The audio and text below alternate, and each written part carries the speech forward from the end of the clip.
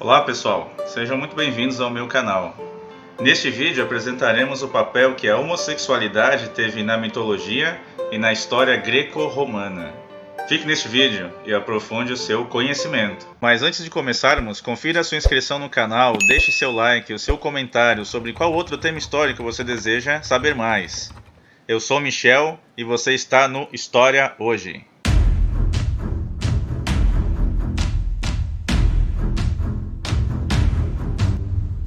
A homossexualidade é uma manifestação humana encontrada desde sempre, em todos os povos, em todos os tempos, por toda a história.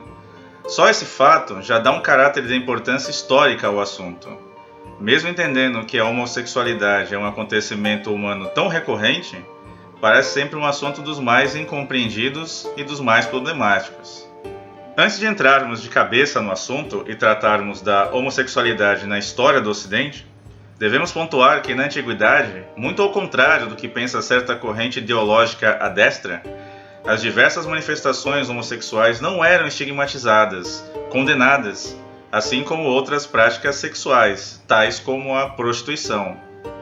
O mundo antigo conheceu, por exemplo, a prostituição sagrada, e os templos eram servidos de sacerdotes, servos, artesãos e prostitutos de ambos os sexos, que serviam de intermediários entre os fiéis e as divindades.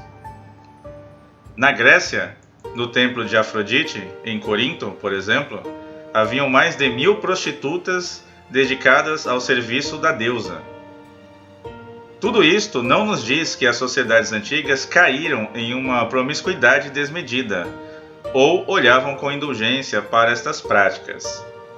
Só nos diz que os povos da antiguidade greco-romana seguiam uma etiqueta que, além de ser reproduzida desde a longa noite dos tempos, era aceita, porque arrancava seus modelos de sua mitologia.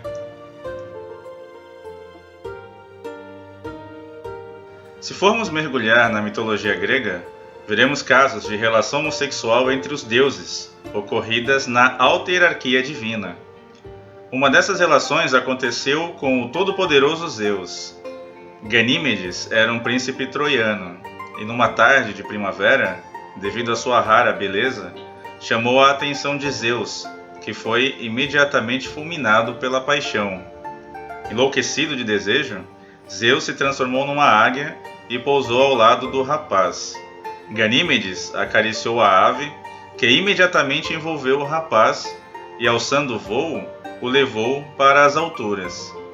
Amado por Zeus, Ganímedes foi levado ao Olimpo, onde foi recebido com honras, assumindo a função de servir o néctar da imortalidade aos deuses, substituindo Hebe.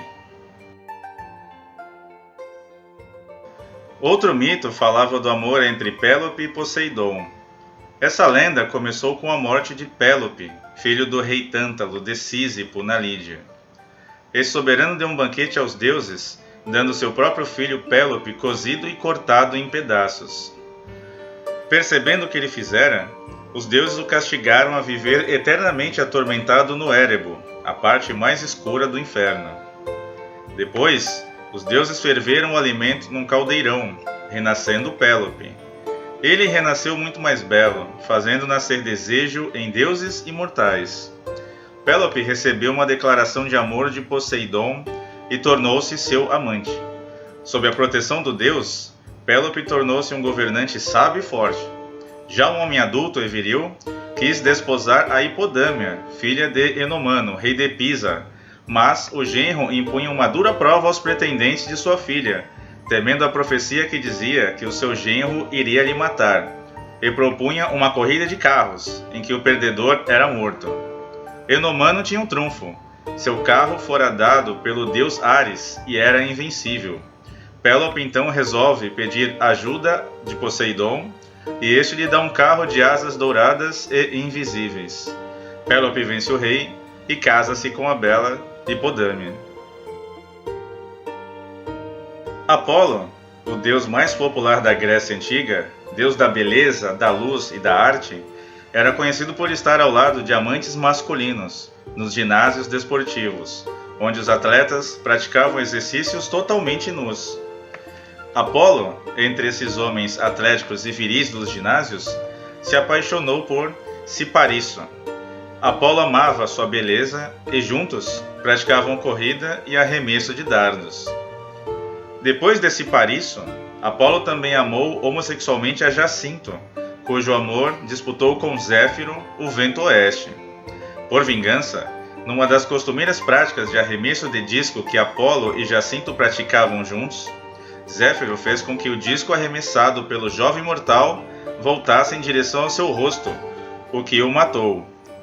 Tentando ressuscitá-lo, Apolo não conseguiu, pois o jovem já estava no Hades. Apolo fez nascer do sangue derramado do amado uma flor púrpura, em forma de lírio. As Jacintas eram os jogos realizados em seu louvor todos os anos, onde nasceu em Esparta.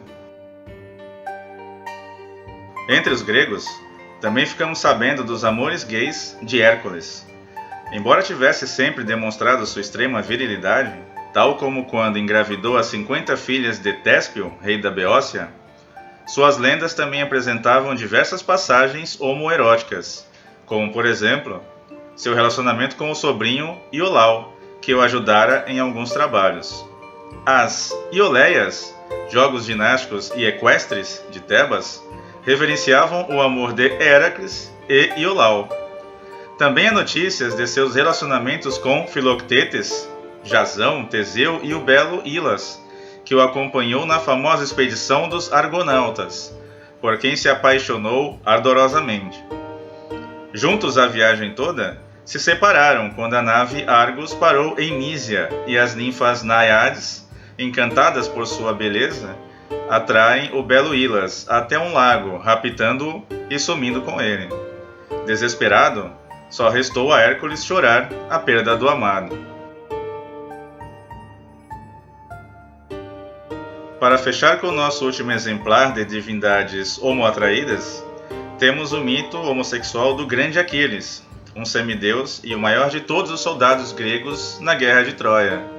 Criado com Patroclo, desde a infância, eles eram inseparáveis. A morte de Patroclo, por Heitor, foi a perdição de Troia. Ele, que tinha tomado da armadura de Aquiles para lutar, fora morto e deixado nu no campo de batalha, tendo sua armadura roubada. Aquiles, enlouquecido pela morte do amigo amante, volta ao campo de batalha, tomando o corpo do amigo. Depois retornaria para matar Heitor e lutaria até a morte. Antes da queda de Troia, Aquiles tinha se apaixonado por Trólion, o mais novo dos príncipes troianos. Mas Trólio rejeitou e, fugindo para o templo de Apolo, seria morto lá mesmo. Bom, pessoal, nesse vídeo ficamos por aqui. Então, um grande abraço a todos e até a próxima.